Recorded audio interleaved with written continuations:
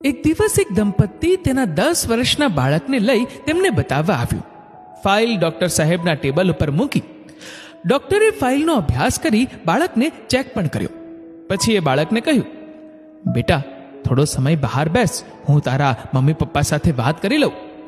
તેના mummy papa બોલ્યા, સાહેબ, બધી હકીકત તેને ખબર છે, એટલે વાંધો નહીં, તમે તેની હાજરીમાં જ અમારી સાથે ચર્ચા કરી શકો છો.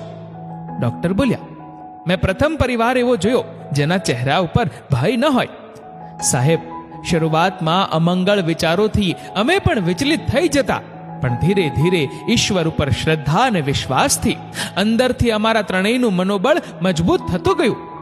ડોક્ટરે કહ્યું, જુઓ, બાળકના હાર્ટની સર્જરી કરવી પડશે. વાત ગંભીર છે.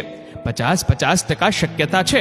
સફળ થયા તો આજીવન હાર્ટની તકલીફ નહીં થાય, અને સફળ ન થયા તો તમે જાણો જ છો. તો અમારે શું કરવું જોઈએ? ડોક્ટર બોલ્યા, મારા મંતવ્ય પ્રમાણે મરતા મરતા જીવવું તેના કરતા એક જોખમ ઉઠાવી લેવું જોઈએ. તેઓ ડોક્ટર સાથે સંમત થયા.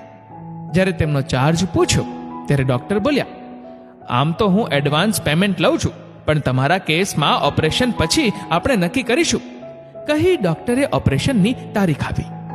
ઓપરેશનની તારીખે બાળક સાથે એ દંપતી હાજર થયું. કોઈના ચહેરા ઉપર ભય ન હતો. તેઓ સ્વસ્થ હતા. ડોક્ટરની જિંદગી માટે આ કેસ દાખલારૂપ હતો. ડોક્ટરે ઓપરેશન થિયેટરમાં બાળકને ઓપરેશન ટેબલ ઉપર સુવાડી એનેસ્થેસિયા આપતા પહેલા માથે પ્રેમપૂર્વક હાથ ફેરવી ઔપચારિક રીતે તેનું નામ પૂછ્યું. તેણે હસીને નામ કહ્યું, આનંદ. ડોક્ટરે મજાક કરતા કીધું, બેટા, તારા નામ તેવા ગુણ છે. ઓપરેશન ચાલુ થાય એ પહેલા તારે મને કંઈ કહેવું હોય તો વિના સંકોચ કહી દે. બાળક બોલ્યો, સાહેબ, દિલ એટલે? ડોક્ટર બોલ્યા, બેટા, હાર્ટ, જેની સર્જરી આપણે આજે કરવાના છીએ. બાળક બોલ્યો, સાહેબ, મમ્મી પપ્પા હંમેશા મને કહે છે દરેકના દિલની અંદર રામ બેઠો છે. તો સાહેબ, જ્યારે મારો હાર્ટ ખોલો ને ત્યારે મારી અંદર બેઠેલ રામ કેવા છે ને એ બરાબર જોઈ લેજો, પછી મને કહેજો ને એ કેવા છે. ડોક્ટરની આંખ ભીની થઈ ગઈ. ડોક્ટરે તેમના સ્ટાફને આખો કેસ સમજાવી દીધો હતો, એટલે દરેકની આંખો ભીની હતી.